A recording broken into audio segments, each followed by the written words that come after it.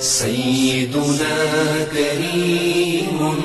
صلى الله عليه وسلم سيدنا كريم صلى الله عليه وسلم۔ السلام علیکم ورحمۃ اللہ وبرکاتہ۔ ناظرین و سامعین محترم، میں ڈاکٹر شہباز احمد چشتی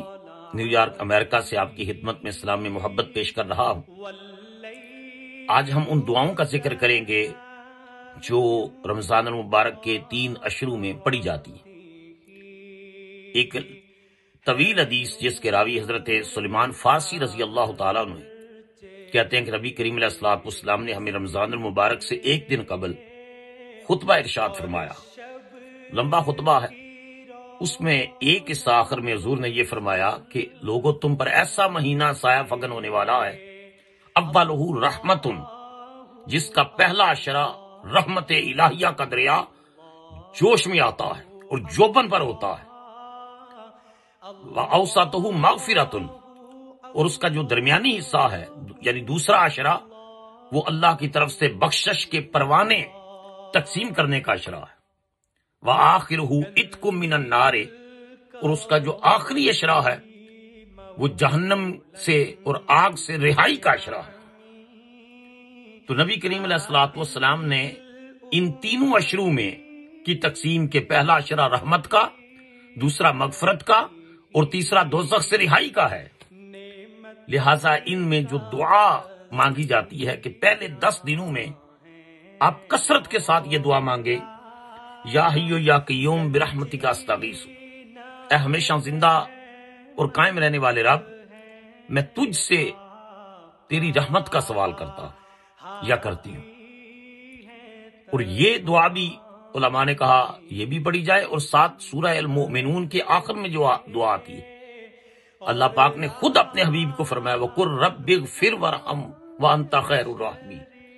کہ میری بارگاہ میں یوں دامن طلب پھیلا کر دعا مانگو کہ رب اغفر وارحم،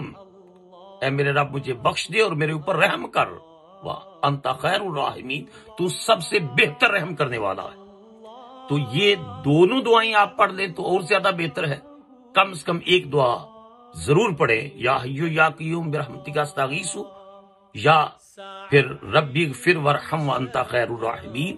ہر نماز کے ساتھ 100 کی تسبیح اس دعا کی کریں رمضان المبارک کے پہلے عشرے میں۔ اور پھر اس کے بعد جو دوسرا عشرہ ہے اس میں جو اوسطہ مغفرۃ،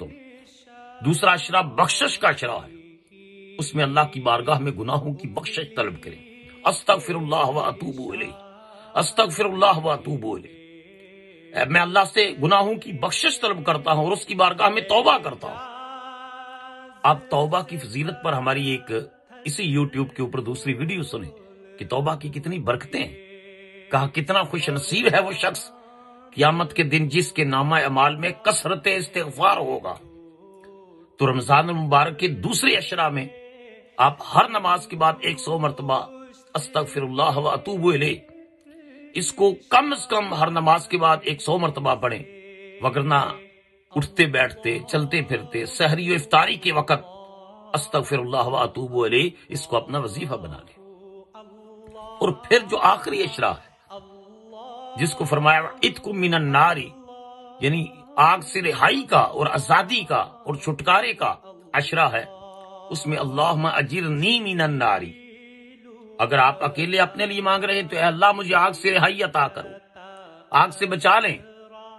اور اگر پوری فیملی اور خاندان کے لیے تو پھر اللہم اجرنا من النار، اللہ ہم سب کو آگ سے بچا لو۔ تو اگر آپ اور ساتھ حضرت عائشہ کی روایت کے مطابق چونکہ آخری عشرہ میں جو ہے وہ آپ کو پتا ہے شب قدر بھی ہے، تو حضرت عائشہ نے پوچھا یا رسول اللہ کون سی دعا مانگے؟ تو حضور علیہ الصلوۃ والسلام نے فرمایا یہ دعا مانگنی چاہیے، اللہم انک عفو تحب العفو فاعف عنی۔ تو علماء نے لکھا کہ آخری عشرے میں ان دونوں دعاؤں میں سے اللہم اجرنی من النار، اے اللہ مجھے آگ سے بچائیو، یا اللہم انک عفو کریم تحب العفو، اے اللہ تو درگزر کرنے والا ہے، تو بڑا کریم ہے، تو معاف کرنے کو پسند کرتا ہے، فاغفر لی، اے اللہ مجھے بخش دے، میرے گناہوں کو معاف کر دے۔ اللہم انک عفو کریم فاعف عنا واغفر لنا، اللہ ہمیں ہمارے کوتاہیوں سے درگزر فرما اور ہمیں بخش دے اور ہمیں معاف فرما دے۔ بہتر یہ ہے کہ یہ دونوں دعائیں رمضان المبارک کے آخری عشرے میں مانگی جائیں، اور خاص کر کے اپنے لیے، اپنے خاندان کے لیے۔ جو شخص خاندان کی خیر خواہی کرتا ہے اللہ اس کے لیے بہت خیر خواہی کرتا ہے،